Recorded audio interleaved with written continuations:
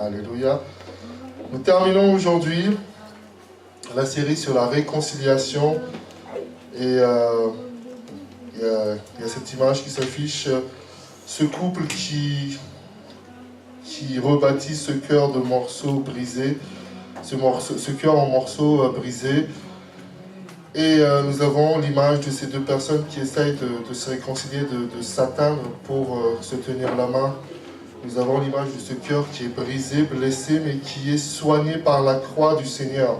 Et donc nous avons vu, c'est vrai que c'est un thème riche, nous avons vu se réconcilier avec Dieu d'abord, se réconcilier entre nous. Nous avons vu l'aspect de réconcilier les autres avec Dieu, l'aspect de réconcilier les uns avec les autres, et aussi concilier différents domaines de notre vie pour trouver l'équilibre. Et on s'est arrêté sur 3 aspects. Je vais résumer un petit peu ça aujourd'hui et terminer sur un thème précis. La réconciliation avec Dieu, donc la réconciliation avec les autres et la réconciliation avec soi-même. Je ne sais pas ce que vous avez gardé de toutes ces séries de messages. Il y a eu 4 messages depuis sur la réconciliation. Et j'aimerais d'abord attirer votre attention sur un verset qui va s'afficher dans 2 Timothée chapitre 1, versets 13 et 14. De garder le bon dépôt de l'esprit. Je ne vais pas faire cela aujourd'hui, je ne vais pas vous poser la question, mais posez-vous la question vous-même, qu'est-ce que vous avez pu retenir de ces messages sur la réconciliation? Il y a quelqu'un qui a dit que la culture, c'est ce qui reste comme souvenir de ce que l'on a appris. Aujourd'hui, vous êtes tous ici capables de dire que 1 plus 1 égale 2. Vous ne l'avez pas inventé, vous l'avez appris. Il y a des choses que nous gardons, que nous retenons, que nous apprenons et que nous appliquons. N'est-ce pas? Et dans la parole de Dieu, c'est la même chose. La parole de Dieu nous dit qu'il faut qu'on garde le bon dépôt de l'esprit. Si vous écoutez une parole le dimanche ou dans un autre temps, et que vous n'avez rien retenu par la suite, cela ne sert presque à rien. Cela ne sert à rien de juste être content d'entendre un message un dimanche, et puis dans la semaine, tu as tout oublié. J'aimerais vous apprendre cela cet après-midi à travers ces 2 versets qui s'affichent. Lisons-les ensemble. Retiens dans la foi et dans la charité qui est en Jésus-Christ le modèle des saintes paroles que tu as reçues de moi. Garde le bon dépôt par le Saint-Esprit qui habite en nous. Amen. Notre objectif, quand nous prions pour lire la parole de Dieu, pour entendre la parole de Dieu, c'est de pouvoir, par le Saint-Esprit, garder le bon dépôt. Parce que quand tu as enseigné sur le pardon, c'est la parole, c'est le Saint-Esprit, c'est le fait de garder le bon dépôt du Saint-Esprit qui fera que tu arriveras à pardonner. Vous comprenez? C'est important que nous soyons enseignés sur la parole de Dieu, que nous écoutons des prédications, que nous lisons la Bible, et ensuite de garder le bon dépôt. Parce que si tu n'as rien gardé, encore une fois, c'était juste un plaisir passager du dimanche. Tu as juste entendu que Dieu est bon, mais face à l'adversité, quand tu traverses un combat, tu vas trembler, tu vas défaillir dans ta foi parce que tu n'as pas gardé le bon dépôt. Et j'aimerais attirer véritablement votre attention sur ça. Là, ici, c'est Paul qui parle à son fils spirituel Timothée. Il lui dit, retiens dans la foi et dans l'amour, la charité, l'amour, qui est en Jésus-Christ le modèle des saintes paroles que tu as reçues de moi. Garde le bon dépôt par le Saint-Esprit qui habite en nous. On reviendra sur cette parole tout à l'heure et j'aimerais rentrer dans le titre de notre message cet après-midi, c'est réconcilier avec la vie. Réconcilier avec la vie. Amen. Dans ce titre, on peut mettre beaucoup de choses. On peut partager beaucoup de choses. Ce que le Seigneur m'a inspiré de vous partager, c'est un petit peu la continuité du message de dimanche sur la réconciliation avec la semence. Réconcilier avec la vie. Et un frère a dit tout à l'heure, il a cité ce verset de Jean 14, notamment que Jésus est le chemin, la vie et la vérité. Vous trouvez ça dans Jean 14, verset 6. Jésus dit, je suis le chemin, la vie et la vérité. Et comme je disais la semaine dernière, si je sème, ce sera ma semence et ce sera les fruits que j'aurai fait. Si c'est quelqu'un d'autre qui sème, ce sera ses semences, ce sera ses récoltes. Mais si c'est Dieu qui sème dans notre cœur, c'est la vie de Dieu qui va couler en nous. Vous comprenez?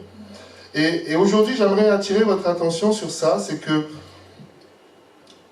Jésus veut vraiment mettre sa vie dans nos vies, la vie de Dieu. Parce que c'est la vie de Dieu qui va produire le changement dans nos vies.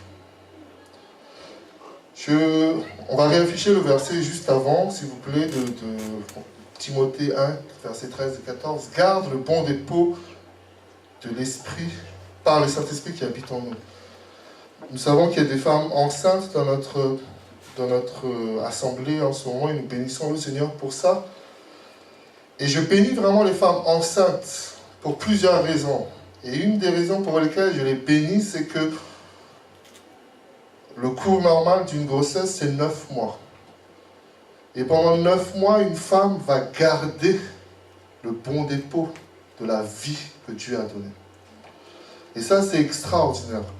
Parce que les femmes enceintes, la femme va, pendant 9 mois, va subir différentes choses, des modifications de son corps.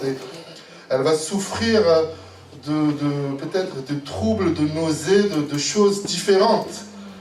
Mais elle va se battre pour garder le bon dépôt de la vie qui est en elle. Vous comprenez?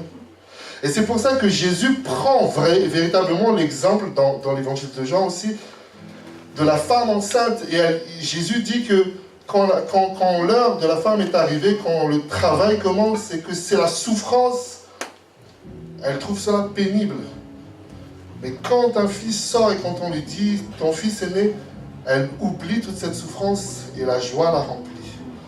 Et Jésus voulait dire par là que dans notre vie chrétienne, il y a parfois des troubles, il y a parfois quand nous recevons la vie de Dieu et que Dieu sème en nous, il y a des changements, il y a des transformations qui sont parfois douloureuses, mais nécessaires pour produire la vie par la suite. Amen. Et donc, je bénis vraiment les femmes enceintes parce qu'elles gardent le dépôt de la vie.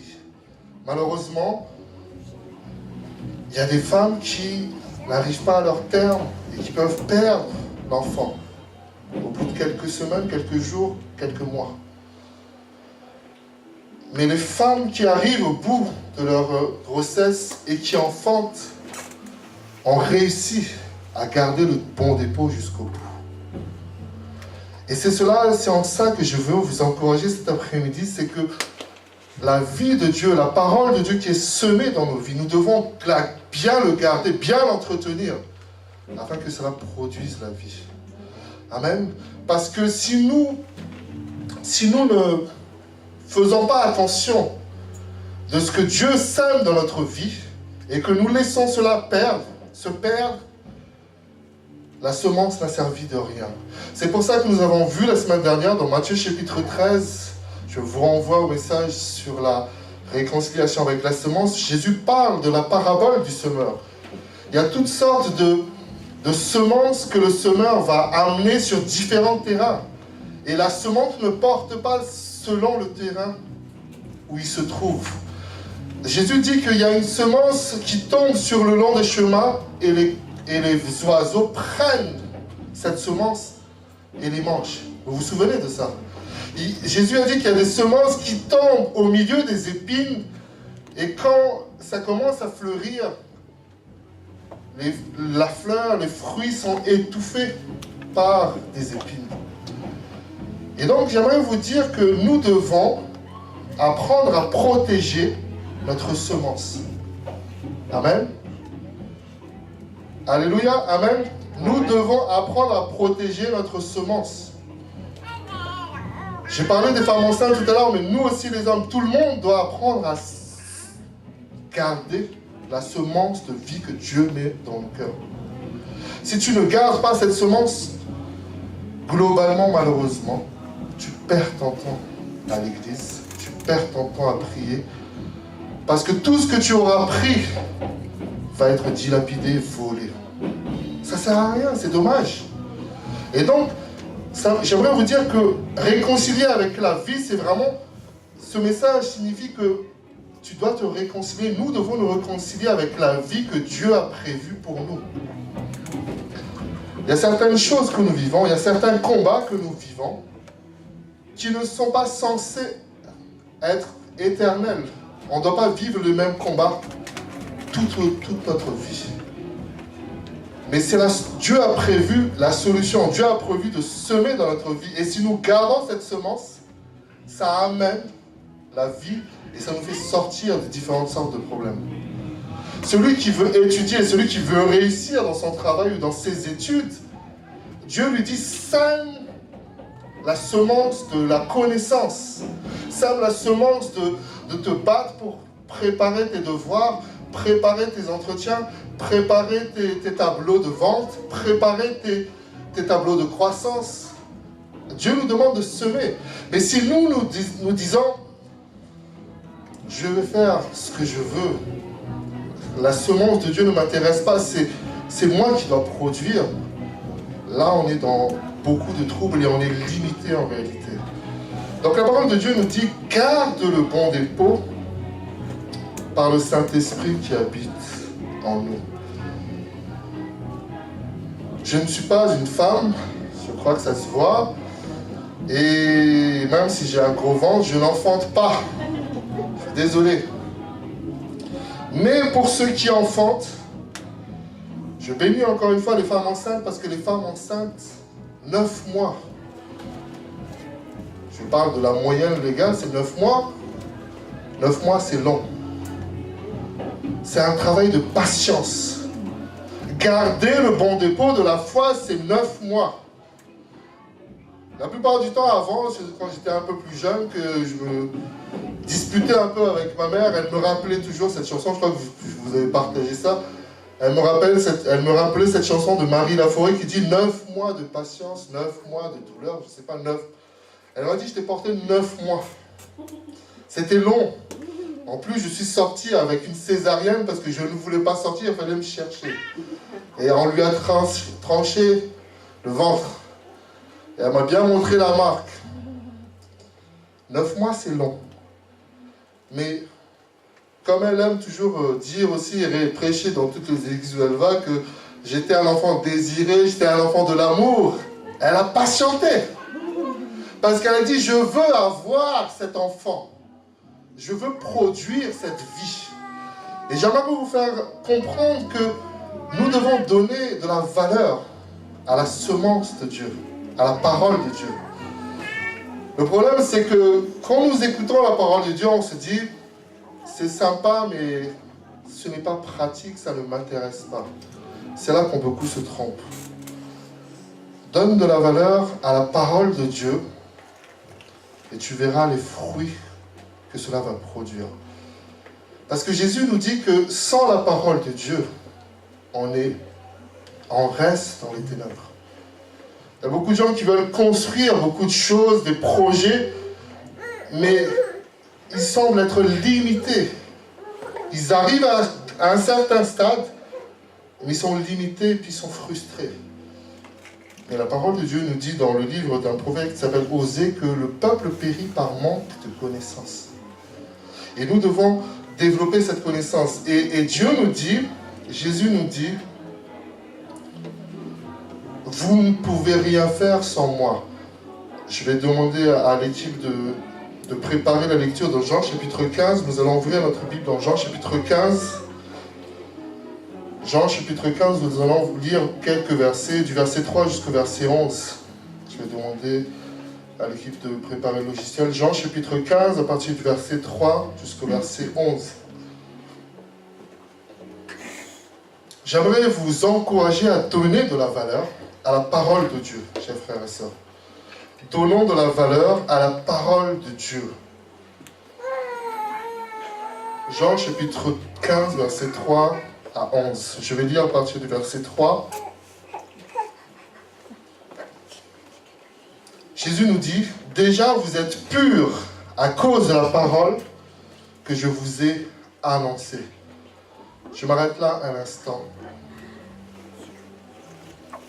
Pour ceux qui me suivent, qui me connaissent, je travaille beaucoup sur Facebook et je mets des versets tous les jours. Ceci a plusieurs objectifs. Et un des objectifs est de pouvoir permettre aux gens d'être au contact de la parole de Dieu. Parce que quand tu es au contact de la parole de Dieu purifie ta vie. Beaucoup de personnes veulent sortir de mauvaises habitudes, mais n'y arrivent pas parce que ne rentrent pas en contact avec la parole de Dieu. Seule la parole de Dieu nous purifie. Tu vas entendre peut-être des coachs qui vont te conseiller sur telle ou telle habitude, telle ou telle attitude. Ça va t'aider pour un temps, mais c'est la parole de Dieu qui va te purifier. Amen. Tu dois travailler par exemple quelque chose que Dieu t'a montré. C'est la parole de Dieu qui doit te purifier. Mets-toi en contact de la parole de Dieu. Mets-toi en contact avec la Bible, de lire la Bible. Tu as besoin d'apprendre des choses sur la guérison. Mets-toi en contact avec la Bible. Que dit la Bible sur la guérison? Tu as besoin de conseils sur le pardon, je ne sais pas, la restauration. Mets-toi en contact avec la Bible. Jésus dit, déjà vous êtes purs par la parole que je vous ai annoncée. Nous continuons verset 4. Demeurez en moi et je demeurerai en vous. Comme le sarment ne peut de lui-même porter du fruit s'il ne demeure attaché au cep, ainsi vous ne le pouvez non plus si vous ne demeurez en moi. Je suis le cep, vous êtes les sarments, celui qui demeure en moi et en qui je demeure porte beaucoup de fruits, car sans moi vous ne pouvez rien faire. Si quelqu'un ne demeure pas en moi, il est jeté dehors comme le sarment et il sèche, puis on ramasse les sarments, on les jette au feu et ils brûlent. Au verset 7, si vous demeurez en moi et que mes paroles demeurent en vous, demandez ce que vous voudrez et cela vous sera accordé. Si vous portez beaucoup de fruits, c'est ainsi que mon Père sera glorifié et que vous serez mes disciples. Au verset 7, donc, c'est affiché. Jésus dit, si vous demeurez en moi et que mes paroles demeurent en vous, demandez ce que vous voudrez et cela vous sera accordé.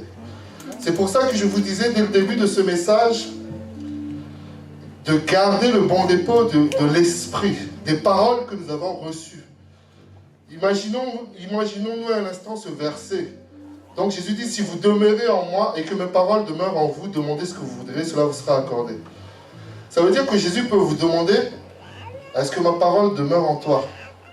Toi, tu pries, tu demandes quelque chose à Dieu, tu dis, Seigneur, accorde-moi cette grâce, accorde-moi ceci.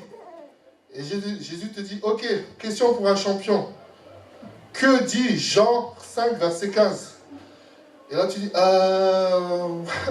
Seigneur, fais-moi grâce. Ok, ce que dit Jérémie 21, verset 11? Seigneur, Seigneur, tu m'aimes, non?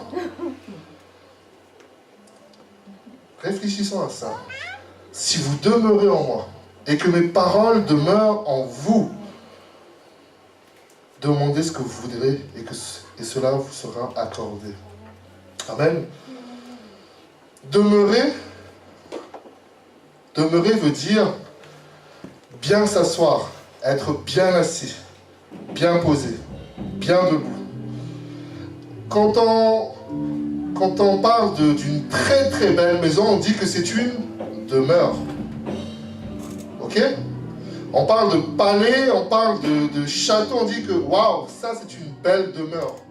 Parce que c'est un endroit vaste, c'est un endroit grand, c'est un endroit où on peut se poser.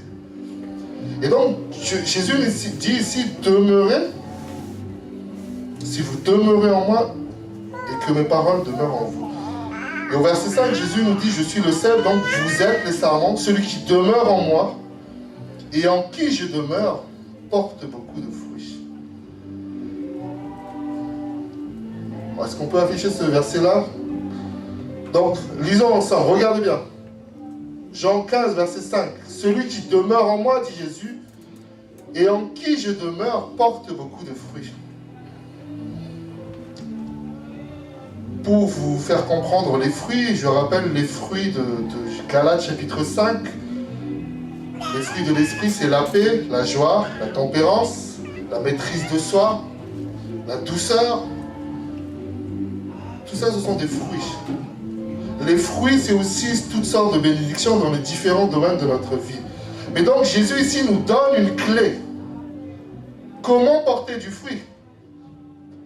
Je reviens un peu à l'école. Le professeur, la professeure pose une question. Comment porter du fruit? Porter du fruit égale je demeure en Jésus et Jésus demeure en moi. N'est-ce pas? Maman, papa, comment est-ce que vous m'avez fait? Comment je suis arrivé sur terre? Papa a demeuré en maman, maman a demeuré en papa, et tu es arrivé sur la terre. Si vous souhaitez comprendre clairement le message. Il n'y a pas de vie sans semence. Il n'y a pas de vie sans semence. Personne n'est arrivé sur terre sans être passé par les entrailles de sa mère. Ça, ma mère m'a souvent rappelé ça.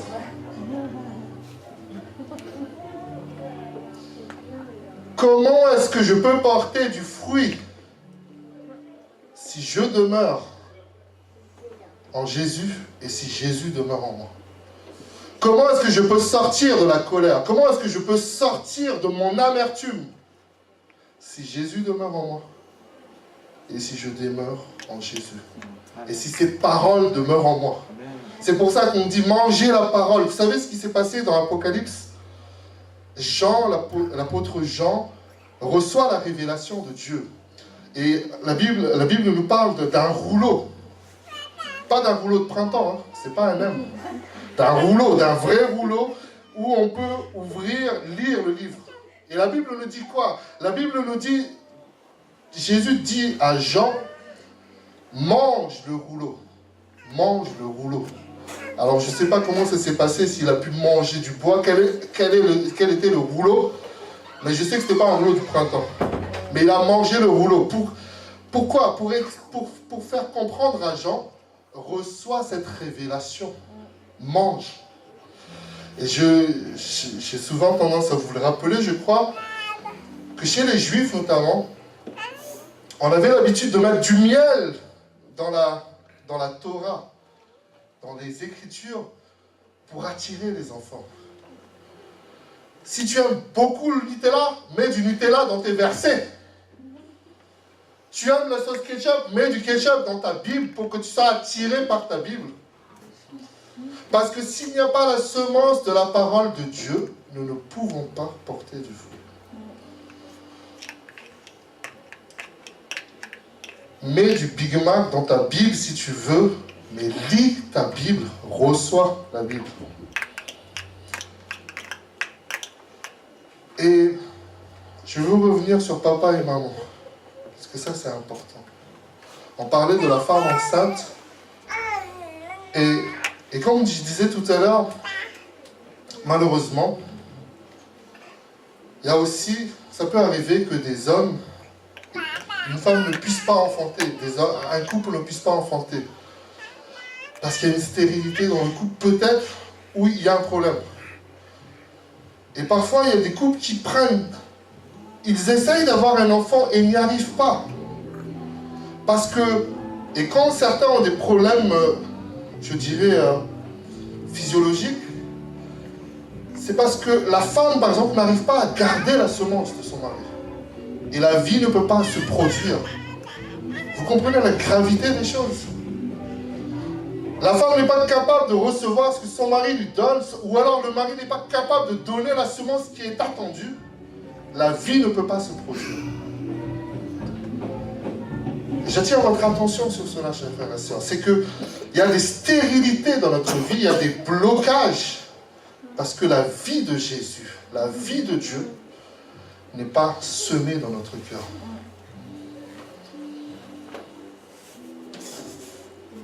Il y a des personnes qui passent par l'insémination artificielle pour pouvoir enfanter. Et ces personnes-là, j'ai vu des reportages, j'ai connu des personnes qui ont vécu ça. Une personne qui désire avoir un enfant et qui veut faire de l'insémination artificielle va se mettre en condition. Elle va s'interdire, on va lui interdire certaines choses. Tu ne peux pas boire ça, tu ne peux pas manger ça, tu ne peux pas fumer, tu ne peux pas boire de l'alcool. Parce qu'il faut que nous donnons toute la chance à la semence de se produire, d'intégrer le corps de la femme qui désire avoir l'insémination artificielle. Et j'aimerais, c'est pour ça que tout à l'heure, je bénis le Seigneur pour notre temps de louange et d'adoration, où le frère nous a dit, posons-nous un instant. Posons-nous un instant et laissons-nous être remplis par la vie de Dieu. Quand tu entends un message comme celui-là, ou quand tu lis la Bible quotidiennement, il faut se poser.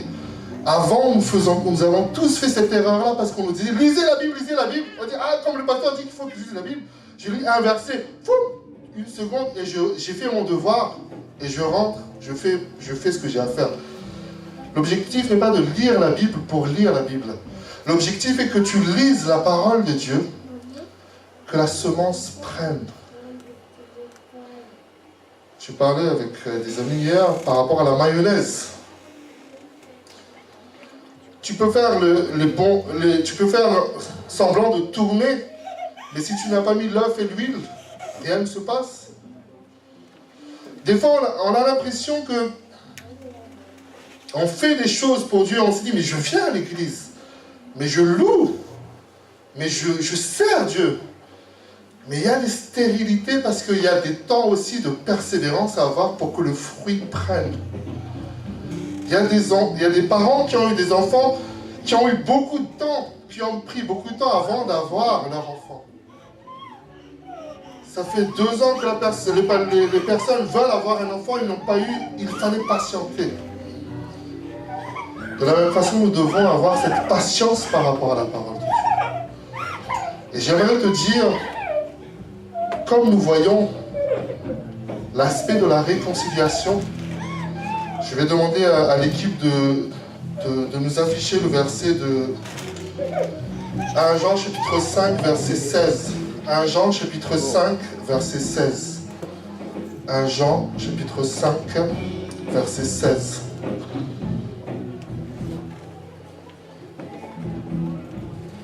« 1 Jean, chapitre 5, verset 16.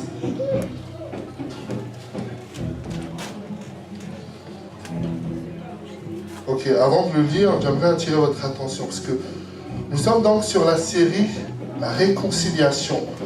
On est là pour se réconcilier avec Dieu, se réconcilier avec notre propre vie, se réconcilier avec les autres, mais aussi aider les autres à se réconcilier avec Dieu et avec eux-mêmes et avec les autres. On est d'accord? Tout le monde me suit?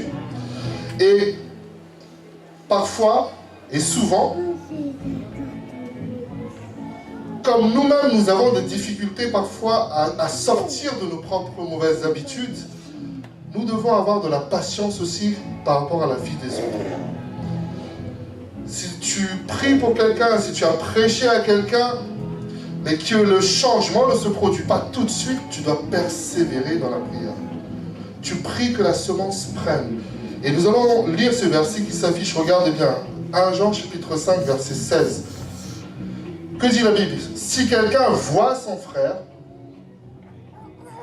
commettre un péché qui ne mène pas à la mort, qu'il prie et Dieu donnera la vie à ce frère et il la donnera à ceux qui commettent un péché qui ne mène point à la mort. Alléluia. Quand tu vois quelqu'un commettre un péché, dit la Bible, qu'il prie et Dieu donnera la vie à ce frère. Le titre de notre message, c'est réconcilier avec la vie. Si quelqu'un vit dans le péché, c'est qu'il n'a pas encore reçu la vie de Dieu véritablement. Si quelqu'un demeure dans le péché, si quelqu'un reste beaucoup de mauvaises habitudes et de mauvaises attitudes, c'est que la vie de Dieu n'est pas encore pleinement développée en lui. C'est pour ça que Dieu ici nous dit à travers ce verset, si quelqu'un voit son frère commettre un péché, qu'il prie et Dieu donnera la vie à ce frère. Alléluia. La Bible nous dit aussi, chers frères et sœurs, que le pouvoir de la vie et la mort sont entre nos lèvres. Nous sommes appelés, nous avons vu cela dans 2 Corinthiens chapitre 5, nous sommes appelés au ministère de la réconciliation, n'est-ce pas? Et donc, quand nous parlons avec les autres, nous devons toujours proclamer la vie. Nous devons partager la vie.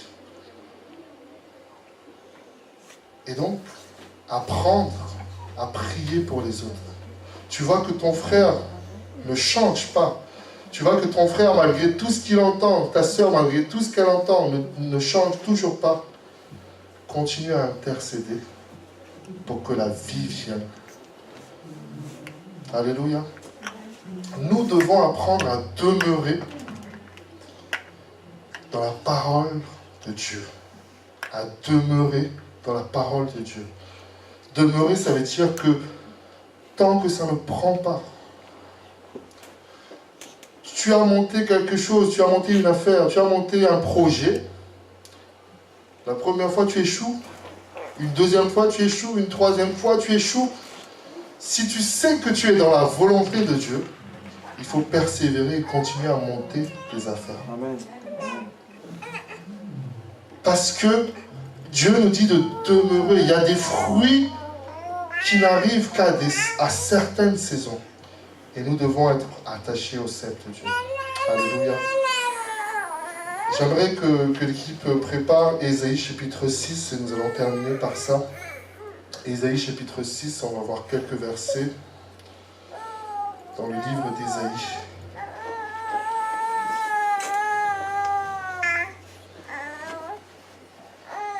Ésaïe chapitre 6. Ésaïe chapitre 6, nous allons voir à partir du verset 8 jusqu'à la fin. Ésaïe chapitre 6 à partir du verset 8 jusqu'à la fin.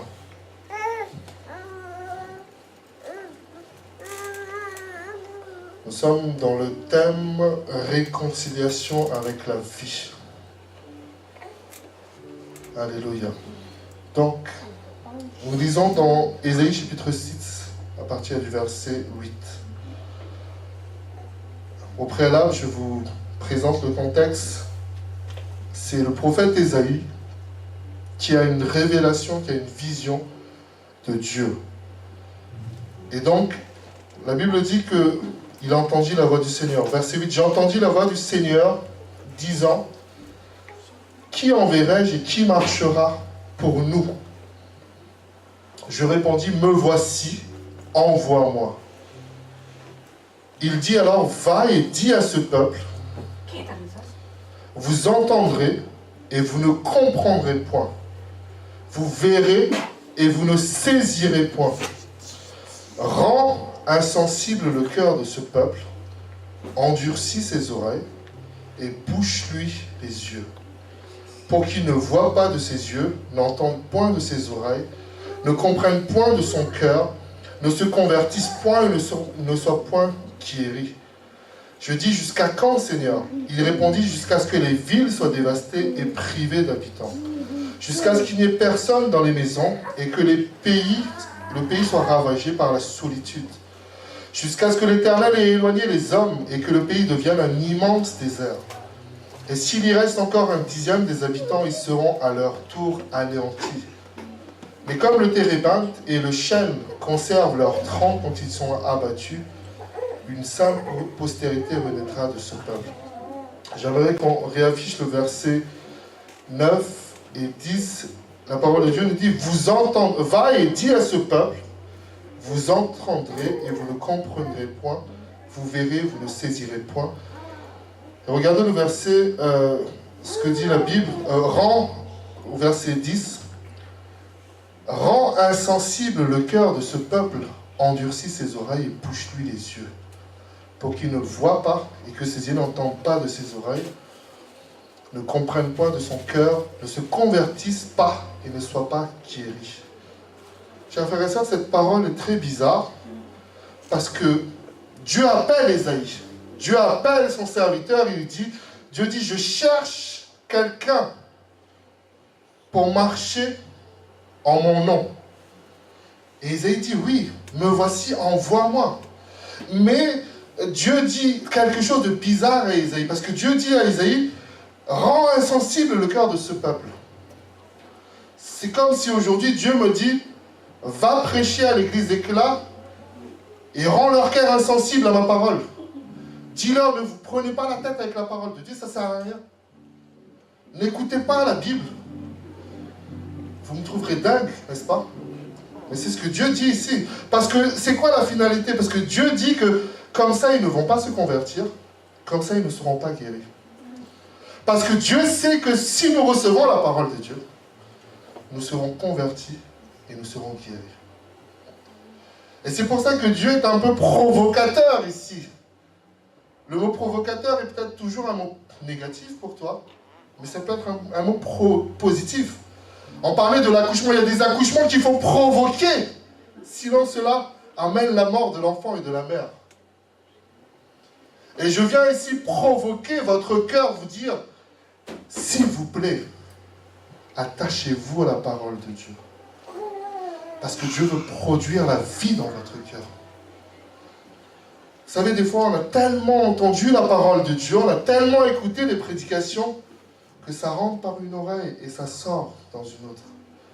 Et aucune vie ne passe. Et c'est dommage. Parce que Dieu veut qu'on se convertisse et qu'on soit guéri. Amen. J'ai l'habitude de dire que pour que le mécanicien puisse réparer ta voiture, qu'est-ce qu'il faut faire? Il faut ouvrir le capot. Le mécanicien ne peut pas réparer une voiture où le capot est fermé, chers frères et sœurs. C'est impossible. Il faut que tu ouvres ton cœur à Dieu. Et comme j'avais dit la semaine dernière, il y a des choses que tu dois amener à Dieu, dire, Seigneur, prends cette partie de ma vie, prends le contrôle de ma vie. Moi, je ne sais pas gérer, prends le contrôle. J'expliquais sur Facebook cette semaine que ne volons pas la place de Dieu, laissons-lui le volant de nos vies. Quand la Bible dit dans Psaume 23, l'Éternel est mon berger, ça veut dire que c'est l'Éternel qui me conduit près des eaux paisibles. Alléluia. Il y a des vides que nous ne pouvons pas combler tant que la vie de Dieu n'est pas là. C'est pour ça que la Bible nous dit qu'il y a un vide en forme de Dieu en nous. C'est un philosophe aussi qui disait ça. Il y a un vide qu'on ne peut pas combler. Vous êtes peut-être déjà arrivé à un moment de votre vie où vous avez pensé tout avoir, mais la satisfaction que vous avez eue était quand même limitée. Pourquoi? Parce qu'il y a aussi la peur de perdre ce que nous avons. J'ai accumulé 50 000 €, mais qu'est-ce que je vais faire demain? C'est pour ça qu'on nous dit aujourd'hui, attention à qui vous votez. Peut-être qu'aujourd'hui vous avez une économie de 50 000, mais demain vous avez 10 000 parce que la loi aura changé. Et les gens ont peur et on se dit, mais qu'est-ce que je vais devenir? Demeurer dans mon amour et je demeurerai en vous. Demeurer, ça veut dire, je m'assois et je suis stable. Je suis stable. Quoi qu'il en soit, des tempêtes financières, quoi qu'il en soit, des tempêtes de maladie, je sais que mon Rédempteur est vivant. Alléluia.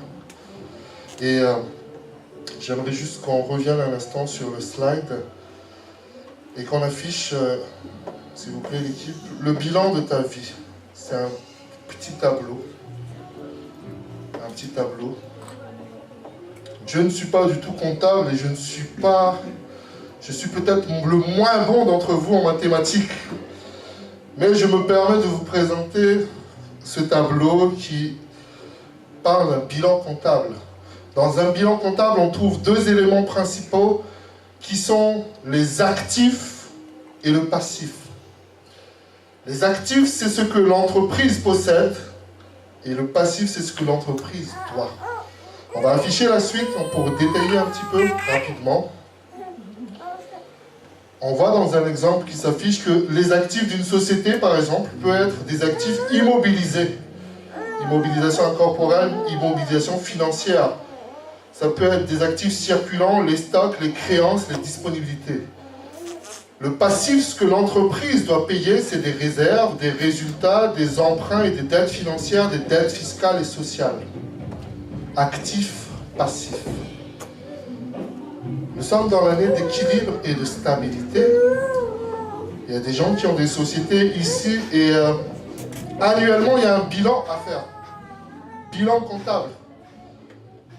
Actif et les passifs. Et en fait,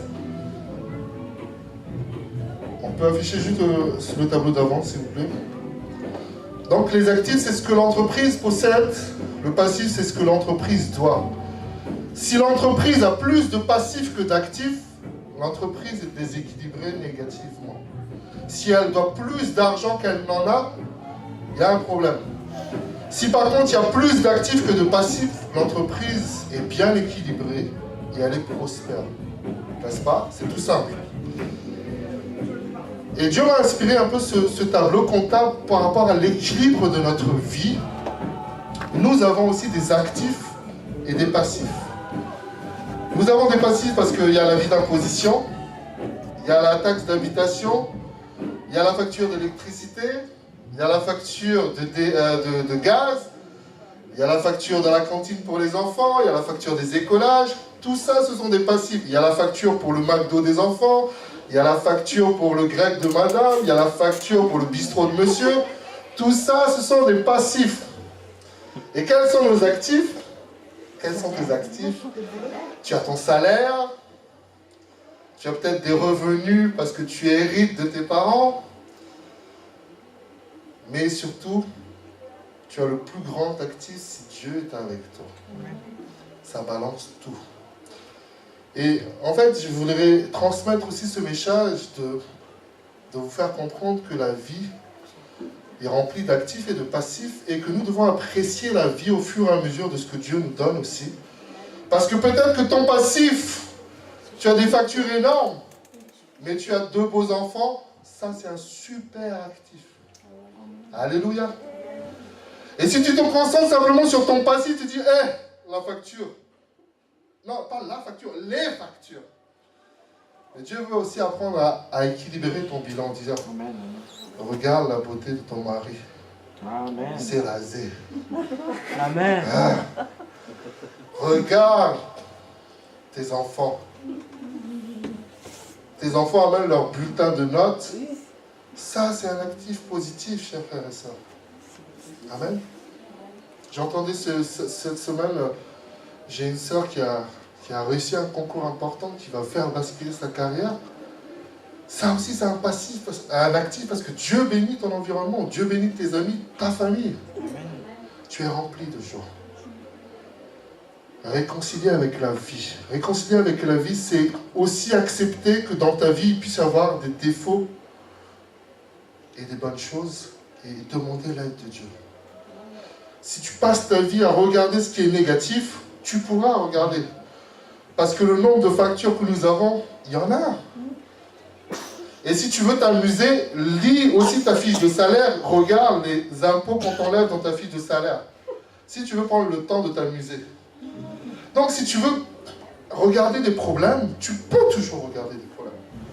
Mais Dieu nous invite aussi à regarder la vie. Quelle est la vie qu'il y a dans ta famille? Quelle est la vie qu'il y a dans ton cœur? Je ne suis pas le plus beau, mais ma femme même, ça me suffit. S'il faut que je me compare à chaque fois à d'autres, je ne vais pas m'en sortir. Dieu n'exige jamais rien de nous par rapport aux autres. Il exige de nous par rapport à ce qu'il nous a donné. Dieu m'a donné un physique, c'est entre moi et Dieu de gérer ça. C'est pas par rapport aux autres qui me disent t'es gros, t'es moche, t'es petit, t'es grand. Ça reste un avis, des avis. Mais c'est Dieu qui me parle et je parle avec Dieu. Si nous résumons, pour terminer notre message, réconcilier avec la vie, Comment porter du fruit? Je demeure en Jésus, Jésus demeure en moi. Maman, papa, comment je suis arrivé? Papa a demeuré dans maman, maman a demeuré dans papa, et tu es arrivé. La semence doit porter du fruit. Et nous devons aussi faire attention à ne pas détruire nos semences. Il y a des gens, ils peuvent tomber enceintes et ils préfèrent choisir d'avorter. Ils se disent, j'ai reçu une semence, j'ai reçu la vie, mais ils disent, cette vie ne m'intéresse pas. Cette vie ne mérite pas d'arriver au bout. Je vais la détruire par l'avortement. Attention de ne pas avorter le plan de Dieu dans notre vie. Il y a certaines habitudes que Dieu veut mettre en place pour nous faire progresser. Disons au Seigneur, aide-moi à garder le bon dépôt. Aide-moi à garder. Parce que si à un moment donné tu lâches, tu perds tout à nouveau et c'est dommage. Vous comprenez ce que je veux dire? Il y a des moments où il faut savoir tenir ferme pour que le fruit prenne. Après, c'est bon. Mais si à chaque fois, à chaque difficulté, tu te décourages, tu dis non, c'est trop dur, j'ai pas envie, tu ne porteras jamais les fruits que Dieu veut que tu portes. Et je me parle à moi-même aussi d'abord. Réconcilier avec la vie. Tu as eu des rêves étant enfant, tu as eu des rêves il y a 5 ans. Aujourd'hui, tu as complètement abandonné ces rêves parce que tu te dis non, c'est trop dur pour y arriver. Non, c'est pas trop dur. Accepte que la semence de vie de Dieu vienne. Et je crois que ça, je parle à quelqu'un, je n'ai pas prévu de dire cela, mais il y a des rêves que tu as accepté de laisser mourir. Tu as dit, je vais avorter ça parce que c'est trop tard. Non, c'est pas vrai. Si Dieu a mis dans ton cœur un rêve, il y a ce chant du frère Olivier Choua qui dit persévère. Si Dieu a mis un rêve dans ton cœur, persévère. Remonte un peu dans ta pensée, il y a 4 ans, il y a 5 ans, il y a même 10 ans. Seigneur, qu'est-ce que j'avais pensé? Peut-être qu'actuellement tu dis non, c'est trop tard. Non, la vie de Dieu. La Bible dit que la parole de Dieu est la vie éternelle. Je termine par ça, excusez-moi, vraiment le dernier verset. Jean chapitre 6, on va vous l'afficher. Jean chapitre 6. Et le verset, on va juste lire 2 versets, je pense. Jean chapitre 6.